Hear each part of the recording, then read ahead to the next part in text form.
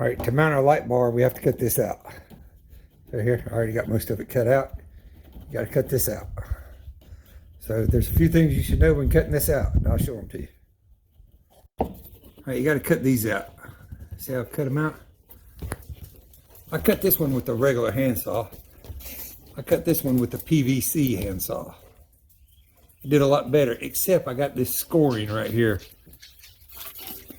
So after that, I used something to insulate myself from my cut to this leading edge so I didn't score it. So be careful when you do that. All right. Another thing to consider when you're running this thing back and forth is there. You see where that thing's pointed at? Yes, that's right. That's a radiator and an air conditioner condenser. Don't poke it. So there you go. Be careful. Cut these off. It's kind of rough once you cut them, so you want to sand it down smooth. You don't want to rough up the area around it any more than you have to, so put some tape here. Ethan's over here doing these. Now we got to do the top.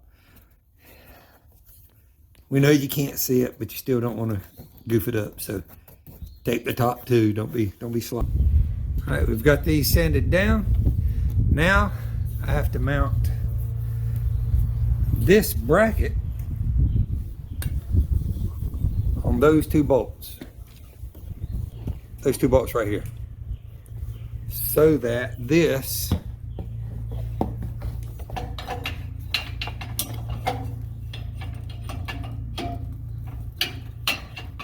see if I can get that on there one-handed.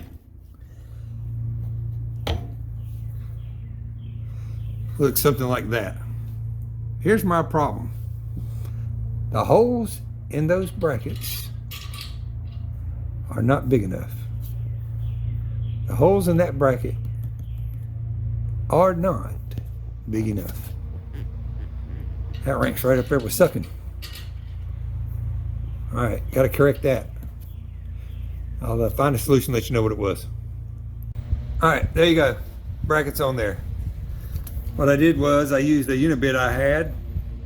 The hole was a 3/8 inch hole, and I widened it out to a 13/32.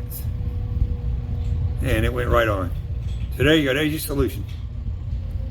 That'll be $1.50, please. All right, Ethan's routing a wire. Okay, we put the light bar in. We used the side mounts because we have the brackets. We didn't use the base mount. The base mount that mounts has 2 feet, and they mount on the bottom of the bar. We are putting the connector to the passenger side of the vehicle. We did use the spacers that came with it, the lock washer and washer. So, fine thread bolt, lock washer, regular washer, spacer.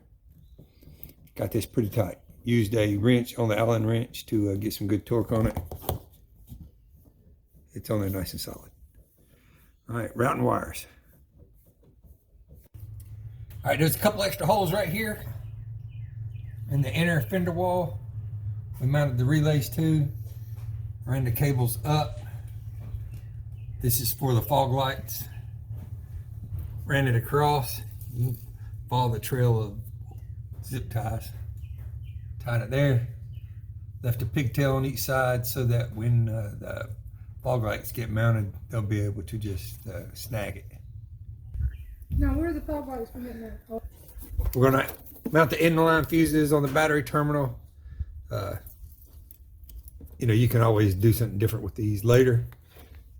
Use the battery ground cable to put the negative ends on, and then routed the handy dandy tie wrap full light bar cable all the way over here to the passenger side and then down. All right, now we got to make some switches. What are we doing up here? We're making a switch panel. We're making a switch panel because this, from rough country, does not fit in the second generation Tacoma's slot. So there's a couple blanks, but this won't fit. So we're going to make something to cover those up and fit this in. Here's some rough numbers. Well, not rough. They're kind of close. They're in inches rather than millimeters, though. So we're going to try to make something like that right there that fits the rough country rocker switch. So we'll get started.